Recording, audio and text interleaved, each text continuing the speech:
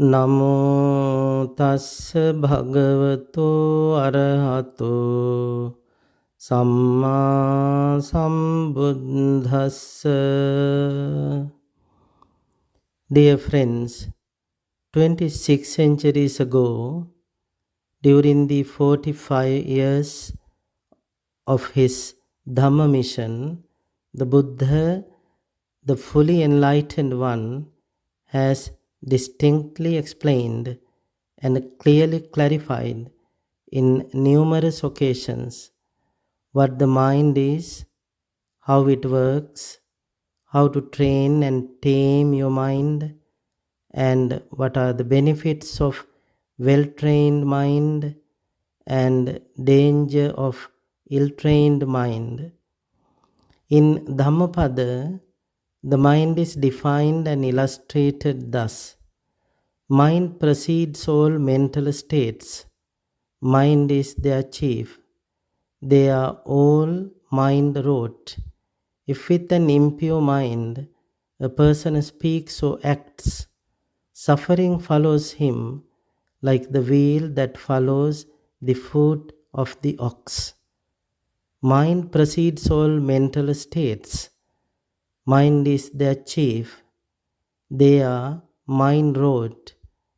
If with the pure mind a person speaks or acts, happiness follows him like his never departing shadow.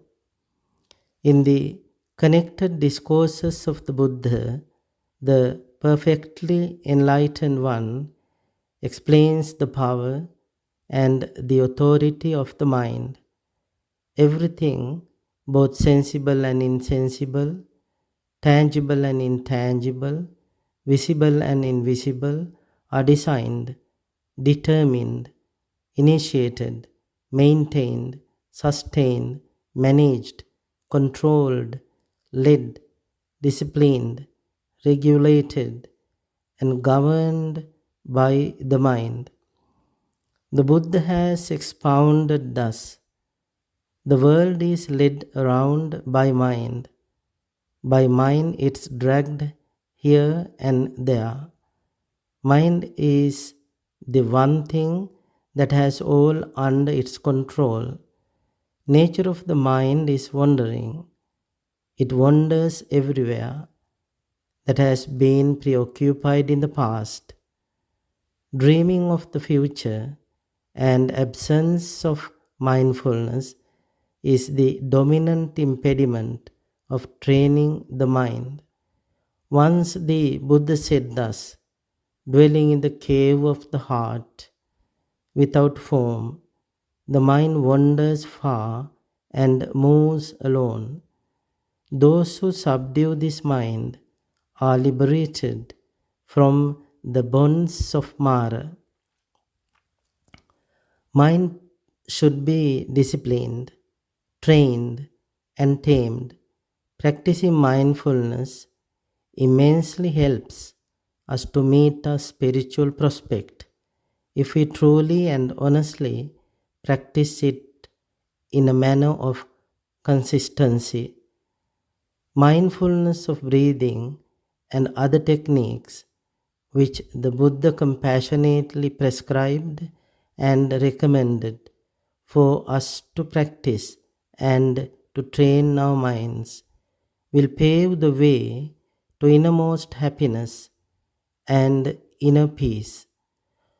Wise members in our human society diligently and ardently practice meditation in their daily life. Those who are aware of the importance and benefit of the practice wisely allocate their time and schedule in their daily activities. Mind is perplexed and complicated one when it grasps and grapples unwholesome or negative thoughts. It becomes very distressing and perturbing. Once the fully enlightened one stated thus: Bhikkhus, the mind is luminous, but it is defiled by adventitious defilements.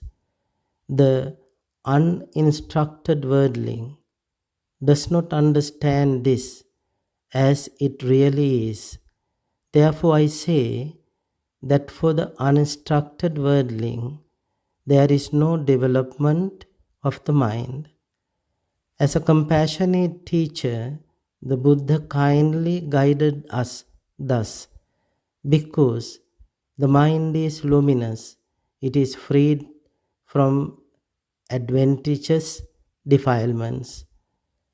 The instructed noble disciple understands this as it really is.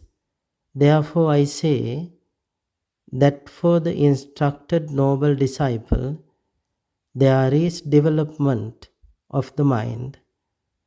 We all must be very conscious of both physical and mental health. There are many medications and therapies for physical pains and ailments, but it is not easy to find therapies and remedies for mental disorders and afflictions. Mind is the chief. If it becomes weak and perplexed, that would be dangerous. The chief should be very healthy and steady to meet any challenge in our life. There are dominant 8 vicissitudes of life. No one can avoid or escape from those changes. In order to overcome these challenges, we should possess an unshaken mind. If our chief is an unshaken, we can meet and conquer any negative emotion, feeling, or agitation in this very life. May all be well, happy, free from danger, and be safe. Thank you.